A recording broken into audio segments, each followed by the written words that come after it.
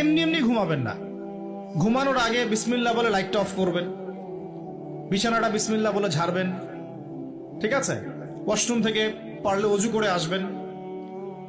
মশারি দিচ্ছেন, lights off করছেন, পাত্র যেগুলো আছে সেগুলো একটু ঢেকে রাখবেন বিসমিল্লাহ বলে, দরজা লাগাবেন বিসমিল্লাহ বলে। এরপর 3 বার পড়বেন সূরা ইখলাস একবার, সূরা ফালাক একবার, সূরা নাস একবার, পরে হাত একত্রিত করে ফু দিয়ে গা মাসাহ করবেন। এই কাজটা 3 বার করবেন। একবার আয়াতুল কুরসি পড়বেন, সূরা বাকারার 255 নম্বর আয়াত, আল্লাহু লা ইলাহা ইল্লা হুয়াল হাইয়ুল কাইয়ুম, এটা শেষ পর্যন্ত। এরপর সূরা বাকারার শেষের 3টা আয়াত পড়বেন, লিল্লাহি মা ফিস সামাওয়াতি, এখান থেকে ফানসুরনা আলাল কওমিল কাফিরিন পর্যন্ত। তারপর ডান কাতে পাশ ফিরবেন, বলবেন আল্লাহুম্মা বিইসমিকা আমুতু ওয়া আহইয়া।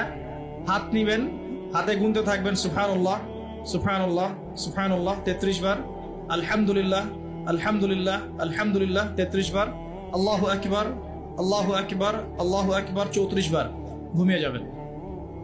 এখন যদি আপনি 6 ঘন্টা ঘুমান, আপনি নবী সাল্লাল্লাহু আলাইহি ওয়াসাল্লামের সুন্নত অনুযায়ী ঘুমিয়েছেন, প্রত্যেক ঘন্টা ঘুমানোর জন্য আল্লাহ আপনাকে নেকি দিবেন ইনশাআল্লাহ। এমনি ঘুমালে নেকি হতো না, রেস্ট নেওয়া হতো।